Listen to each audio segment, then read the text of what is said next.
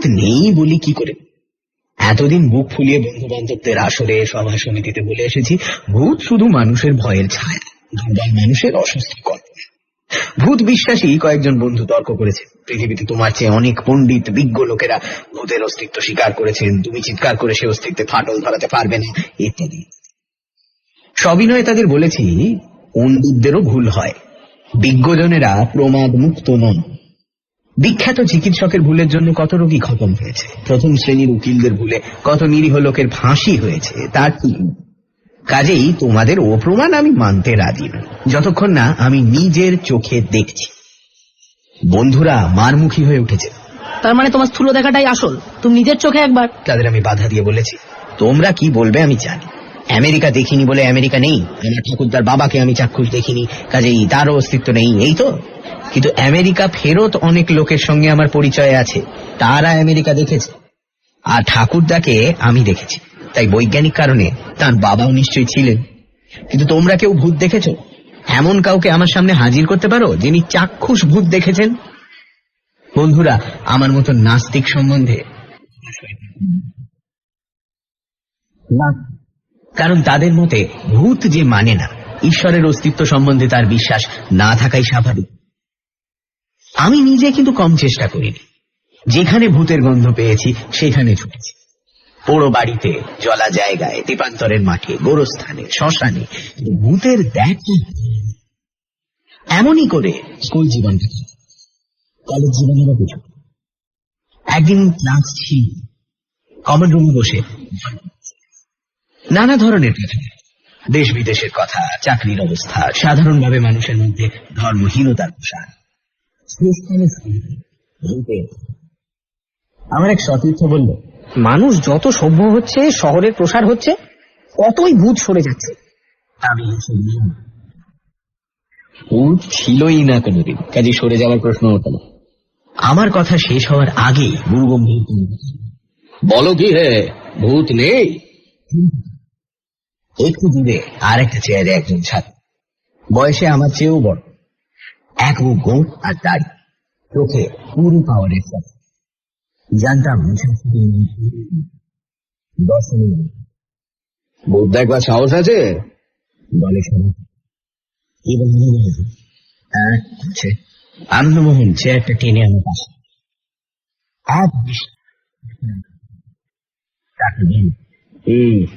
কিছু হলে আমাকে দায়ী করতে পারবে না কিন্তু। নিশ্চিন্তে থাকুন, আমি সাবালক, আপনার কোনো দায় থাকবে না। শোনো তাহলে, ক্যানিং লাইনে চেপে চাঁপাহাটিতে যাবে, ভালো নাম চম্পাহাটি। সেখান থেকে 2 মাইল দূরে খালেশ্বরীর মন্দির, তার পাশেই শ্মশান। অমাবস্যার রাতে সেই শ্মশানে গিয়ে রাত কাটিয়ে ফিরে আসতে হবে, অবশ্য যদি তোমার বরাতে ফিরে আসা থাকে। এরকম ভয় দেখানোর কথা আমি আগেও শুনেছি।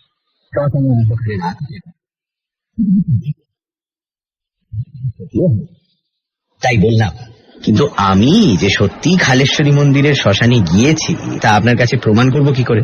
আনন্দমোহন মাথা নাড়ল। তার উপায় আছে। খালেশ্বরীর মন্দিরের পাঁচিলে অদ্ভুত পরগাছা আছে, মানুষের আঙুলের মতো লম্বা লম্বা পাতা, পাংশুটে রঙের ফুল হয়। এ ধরনের গাছ অন্য কোথাও দেখি। তাছাড়াও আর একটা ব্যাপার আছে, ওই পরগাছার পাতায় পাতায় চিতার ধোঁয়ার গন্ধ। মরা পোড়ানোর চামড়া আর আঁশটে গন্ধে অন্নপ্রাশনের ভাত উঠে আসে। সেই গাছের 5টা পাতা তুলে আনতে হবে। ঠিক আছে, আমি রাজি। ঠিক হলো, আনন্দমোহন আমার সঙ্গে চম্পাহাটি পর্যন্ত যাবে। সেখানে তার এক মাসি।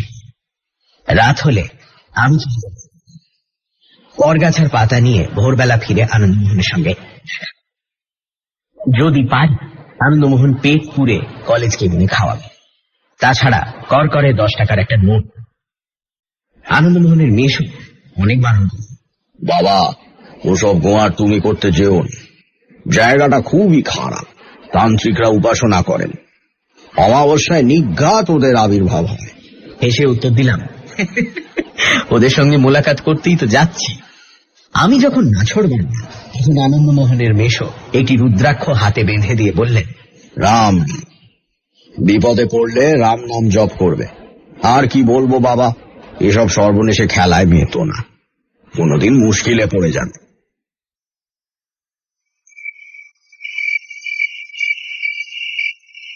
রাত 8টায় খাওয়া দাওয়া সেরে শ্মশানের দিকে রওনা হলাম। ঘুটঘুটে অন্ধকার, ভালো করে পথ দেখাই যায় না। ঝোপে ঝোপে জোনাকি ঝাঁক। কয়েকবার বিশ্রী সুরে পেঁচা ডেকে উঠল। চারিদিকে ঝিঁঝির আওয়াজ। এসবে আমি এর আগে বাজি রেখে বার তিনেক নানান জায়গায় শ্মশানে গিয়েছি। মরার ঘাট থেকে গাঁদা ফুলের মালা ছিঁড়ে এনেছি। প্রায় ঘন্টা তিনেক পর শ্মশানে পৌঁছাম। মনে হয় পথ হারিয়েছিলাম। শ্মশানের কাছাকাছি আসতেই তীব্র মাংসল গন্ধে বমি আসতে লাগলো।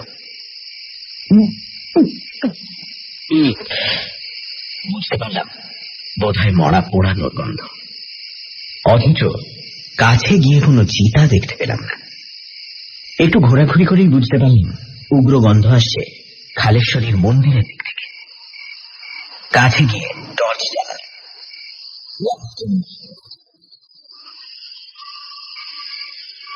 এই সময় এলো মেলো হাওয়ায়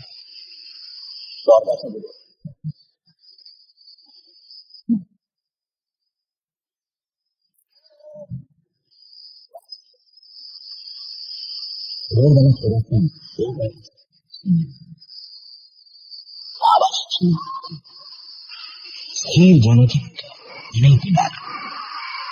বুঝতে অসুবিধা হলো না ওগুলো শেয়ালের চোখ। তাদের রাজা আমার কাছে যেতে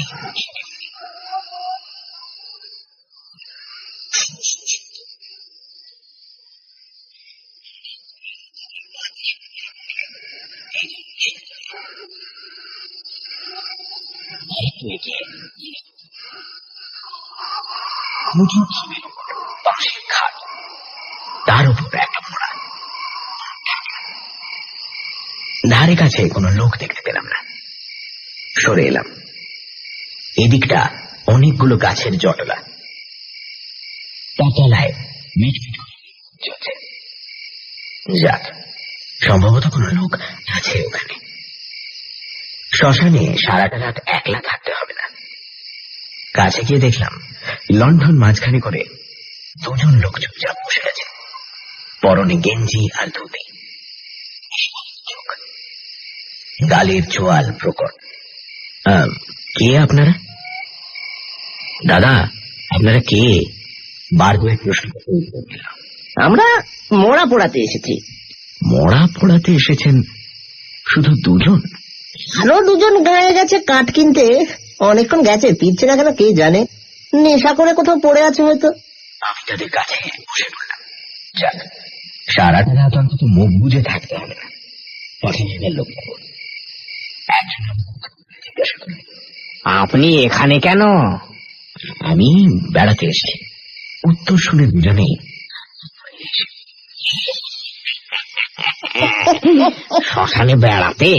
ভালো ভালো, বেড়াবার জায়গা পেলেন না? মরিয়া হয়ে বলে ফেললাম, না মানে ভূত দেখতে এসেছি। ভূত দেখতে এসেছেন? খাঁচা এনেছেন? খাঁচা? খাঁচা দিয়ে কি হবে? কেন, ভূত দেখতে পেলে ধরে নিয়ে যাবেন। বুঝলাম ভয় করছে। কোনো উত্তর দিলাম না, কিন্তু কতক্ষণই বা চুপচাপ থাকা যায়। একসময় জিজ্ঞাসা করলাম, কে মারা গেলেন? আমাদের দাদা। আবার চুপচাপ। কিছুক্ষণ পর আরেকজন বলল, এ তো ভারী মুশকিল হলো, কতক্ষণ এভাবে বসে থাকবো? এত দেরি তো হওয়ার কথা নয়। চলো একটু এগিয়ে দেখি। লণ্ঠন তুলে নিয়ে ওরা উঠে দাঁড়ালো। আপনি বসে বসে শ্মশানে হাওয়া খান মশাই, আমরা গ্রামের দিকে একটু এগিয়ে দেখি। বসে বসে দেখলাম লণ্ঠনের ম্লান গাছপালার আড়ালে ঢাকা পড়ে গেল। হাওয়ায় বেড়াতে বেড়াতে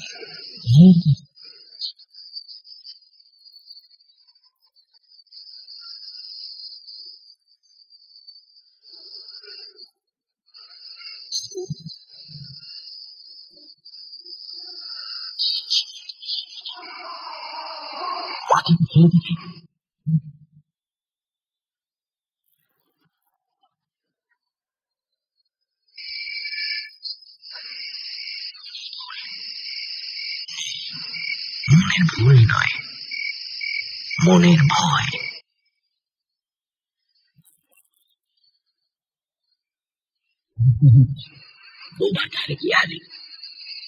ধারে একটা হিজল গাছ, তাতে হেলান দিয়ে বসে।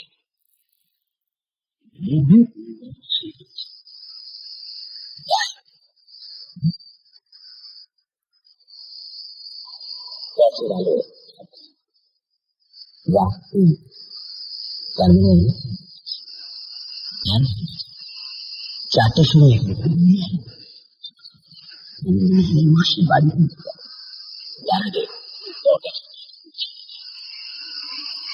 আবার মন্দিরের কাছে এলাম। হাত বাড়িয়ে পাচ্ছি দিকে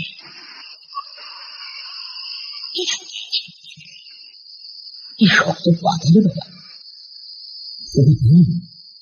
মনে হলো কে যেন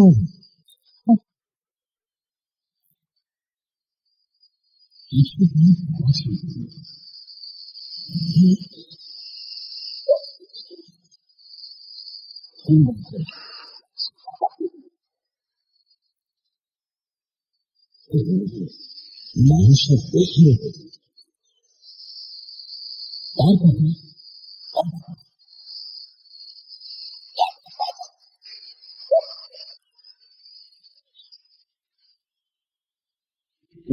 লাল রঙের রস রুমালে বেঁধে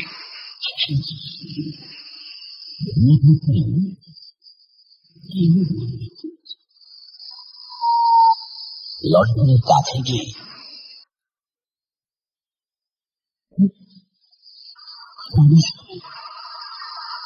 খাটিয়া লোকজন কোথায়? এরা এলোই বা কখন? টর্চের আলো ফেললাম খাটিয়ার উপর। তারপর মনে হলো পিঠের শীত দাঁড়াবে, ঠান্ডা একটা শিহরণ।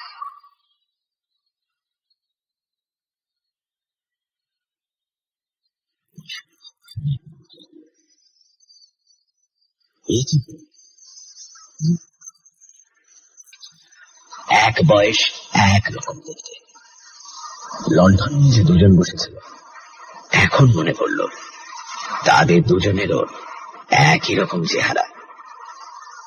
সেই চেহারা খাটিয়ার উপর। এবার বুঝতে পারলি বেশ একটু ভয় ভয় করছে।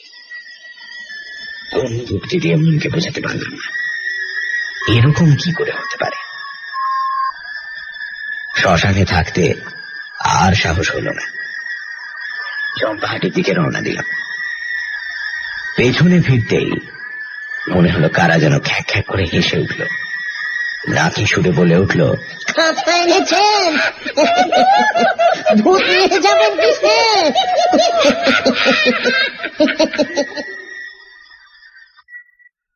সানডে সাসপেন্স শুধুমাত্র রেডিও মির্চি 98.3 এখানে। গল্পের পরবর্তী অংশ ব্রেকের পর।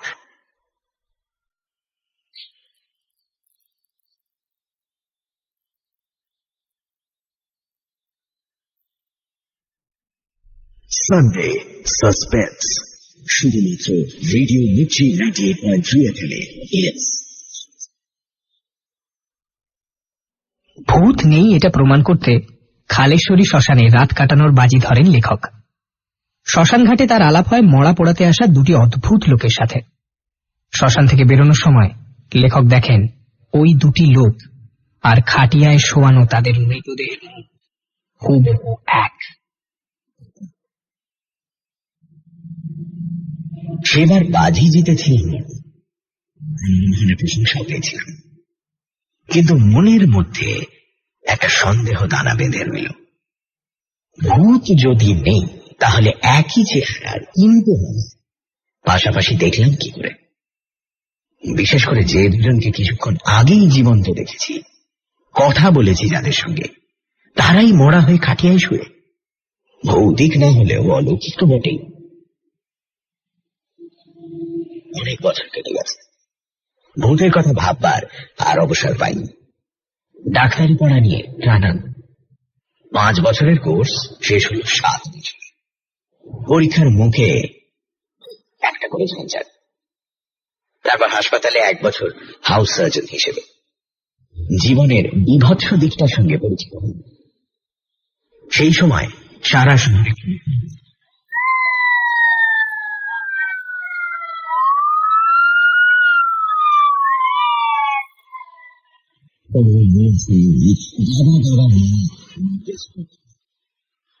কারোর হাত কামড়ে গেছে, ছোড়ার আঘাতে কারোর পেটের নাড়ি ভুড়ি বাইরে এসে পড়েছে।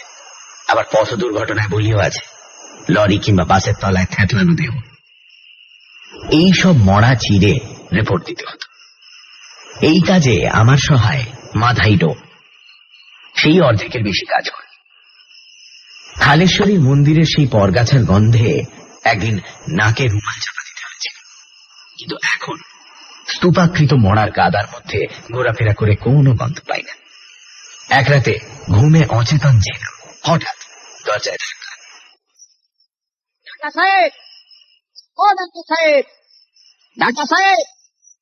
অল্প ডাকেই ইদানিং ঘুম ভেঙে গেল। তাড়াতাড়ি উঠে দরজা খুলে দেখলাম মাধাই ডোম দাঁড়িয়ে। কি খবর জানাই ছিল, তবু জিজ্ঞাসা করলাম, কি ব্যাপার? একটা মরা এসেছে হুজুর। তারা কিসের? কাল সকালেই নয় হবে? না, আপনি একবার আসুন। মাধাই ডোমের এত আগ্রহ দেখিনি এর আগে। পোশাক বদলে মর্গে চলে এলাম। মেঝের ওপর স্ট্রেচারে শোয়ানো রয়েছে, মনে হচ্ছে যেন ঘুমোচ্ছে। বছর 19-20 বেশি নয়। এক মাথা ঢেউ খেলানো চুলের রাশ, কালো চুলের মাঝখানে পদ্মের মতো ঢলঢলে মুখে কিছু। কে নিয়ে এলো? পুলিশ। মারা গেল কিসে? উত্তরে মাধাই ডোম দেহটা উপর করে দিল। পিঠের 2 জায়গায় গভীর ক্ষতের চিহ্ন। মনে হলো ধারালো ছোরা দিয়ে 2 বার আঘাত করা হয়েছে। মাধাই ডোম আজকাল অনেক বিজ্ঞ হয়েছে। গম্ভীর গলায় বলল, পার্টির ব্যাপার হুজুর, আজকাল যা হয়েছে আর কি। নিজের কাজ শুরু করে দিলাম। ঘন্টাখানেকের বেশি লাগেন না, রিপোর্ট লেখাও শেষ। মাধাই ডোমকে জিজ্ঞেস করলাম, বডি নিতে কেউ এসছে? না হুজুর, এখনো হয়তো সর্বনাশের খবরই পাইনি। তা ঠিক, কাল খোঁজ করবে। পরের দিনও কেউ এলো না। পুলিশ মৃতদেহের ফটো নিয়েছিল, তার ফটো ছাপিয়েও দিয়েছিল বড় বড় খবরের কাগজে। 3-4 পার হয়ে গেল, দেহ নিতে তবুও কেউ এলো না। ওষুধ ইঞ্জেকশন দিয়ে মৃতদেহ ঠিক রাখার চেষ্টা করা হয়েছিল, যাতে গন্ধ না বের হয়, কিন্তু দেহ আটকে রাখবার একটা সীমা আছে। মাধাই ডোম এসে তাগাদা দিতে লাগলো, হুজুর আর কদিন আটকে রাখবো? হুকুম দিন, গাদায় পুড়িয়ে দিই। মাধাই ডোমের উদ্দেশ্যও ছিল, অনেক হাড়ের ব্যবসায়ী চড়া দামে কঙ্কাল কিনতে চায়। বেওয়ারিশ লাশ তাদের পাচার করে দেওয়া খুব লাভজনক। যখন ভাবছি কি করব, তখন একজন ছাত্র এসে খবর দিল, স্যার, একটা ছোকরা আপনার সঙ্গে দেখা করতে চায়। এরকম অনেকেই আসে। আত্মীয় স্বজনকে হাসপাতালে ভর্তি করতে চায়, কিংবা মেডিকেল রিপ্রেজেন্টেটিভ ওষুধ গছাতে উৎসাহী। দুটো ব্যাপারেই আমার কোনো হাত ছিল না, তবু ছোকরাকে ডেকে পাঠাই। মাধাই ডোমকে বললাম পরে দেখা করতে। ছোকরা আমার ঘরে ঢুকতেই চমকে উঠলাম। চেহারায় এমন মিল হয়! মৃতা মেয়েটির সঙ্গে অদ্ভুত সাদৃশ্য, মুখ, চোখ, রং সবই একরকম। মেয়েটি যেন পুরুষের বেশ পরে এসেছে। কিছুক্ষণ কথা বলতে পারলাম না, তারপর বললাম, হ্যাঁ কি চাই? আমার বোন আভার বডিটা নিতে এসছে, ছোড়া মারার কেস। আচ্ছা, এত দেরি হলো আপনার? আমি অনেক দূর থেকে আসছি, খবরের কাগজে ফটো দেখে চিনতে পেরেছি। কথাগুলো বলার সময় ছোকরার গলা অশ্রুরুদ্ধ হয়ে এলো। মৃদু কণ্ঠে বলল, দেশ থেকে এ হানাহানি যে কবে শেষ হবে? আমি বলেই ফেললাম, আপনার সঙ্গে আপনার বোনের চেহারার কিন্তু অদ্ভুত মিল। ছোকরা কিছুক্ষণ এক দৃষ্টে আমার দিকে দেখল, তারপর বলল, সত্যি কথা বলতে কি, আমরা যমজ। আমি আভার চেয়ে 7 সেকেন্ডের বড়। বডি ছেড়ে দেওয়ার জন্য যা প্রয়োজন করে দিলাম। মনে একটু সান্ত্বনা পেলাম। যাক, মেয়েটির দেহের সদ্গতি হবে। ঠিক পরের কোয়ার্টার থেকে বের হয়ে হাসপাতালে ঢুকছি, মাথায় ডোমের সঙ্গে দেখা। হুজুর, আর একজন লাশের খদ্দের এসছে। কে? এ আবার কোন লাশের? আরে সেই ছোঁড়া মারার কেসটা হুজুর, অল্প বয়সী মেয়েটা। বলিসনি কাল তার ভাই লাশ নিয়ে গেছে? বলেছি হুজুর, ভদ্রলোক একবার আপনার সঙ্গে দেখা করতে চান। বললাম আসতে বলো। ভদ্রলোক ঢুকলেন, প্রৌঢ়, মাথায় কাঁচা পাকা চুল, চোখে বেশি পাওয়ার চশমা, চেহারা। আমি বললাম, আপনি ডোমের কাছে শোনেননি? শুনি তো আপনার কাছে এসেছি, সত্যি কথাটা জানতে। যা বাবা, এর আবার সত্যি মিথ্যে কি? ভাই এসে লাশ নিয়ে গেছে, যমজ ভাই। সামনে রাখা চেয়ারে ভদ্রলোক বসে পড়ে বললেন, হ্যাঁ, সমজ ভাই? মানে অঞ্জু এসে বডি নিয়ে গেছে? এরে নাম তো মনে নেই, খাতায় লেখা আছে, দেখতে পারেন। আপনি কে? আমি আভার বাবা। বাবা? হ্যাঁ, চাকরি থেকে অবসর নিয়ে রেবতীপুরে থাকি। রেবতীপুর অজপাড়াঙ্গা, বর্ধমান থেকে 30 মাইল। আমার সেই মেয়ে আভা এখানে কি করতো আমি জানি না। সত্যি বলতে কি আমার সঙ্গে যোগাযোগ ছিল না, শুনেছি বাজে লোকের খপ্পরে পড়েছিল, চালের চোরা খাবার করত। ভদ্রলোক দীর্ঘশ্বাস ফেলে পকেট থেকে ভাঁজ করা খবরের কাগজ টেনে বার করল। কাল একটা কাজে আমি বর্ধমান এসেছিলাম। কি আশ্চর্য ব্যাপার দেখুন, জিনিস কিনে ঘায়ে ফিরছি, সেই কাগজের মোড়কে আভার ছবি। অবাধ্য হোক যাই হোক, মেয়ে তো সকালেই ছুটে চলে এলাম। কিন্তু আপনাকে তো বললাম আপনার ছেলে এসে বডি নিয়ে গেছে। কিন্তু তা কি করে হতে পারে? ভদ্রলোক অদ্ভুত দৃষ্টিতে আমার দিকে তাকালেন। না হবার আবার কি আছে, আপনার মতন তিনিও খবরের কাগজ দেখেই এসেছিলেন। সে কি বলছেন আপনি? অঞ্জু তো 5 বছর আগে মারা গিয়েছে, বাস্তব ঘটনা। এবার আমি শুধরালেন। সে কি? সেই জন্য তো আশ্চর্য হচ্ছে। অঞ্জু, না না না না না না না, অঞ্জু অঞ্জু কি করে আসবে? অনুভব করতে পারলাম শরীরের রক্ত মুখে এসে জমেছে। অনেক বছর আগে কালেশ্বরী মন্দিরের পাশে শ্মশানের সেই অভিজ্ঞতাটা মনকে আচ্ছন্ন করে। দুটো ঘটনাই তো আমার নিজের চোখে দেখা। ভূত নেই এ কথা বলি কি করে? কোন যুক্তিতে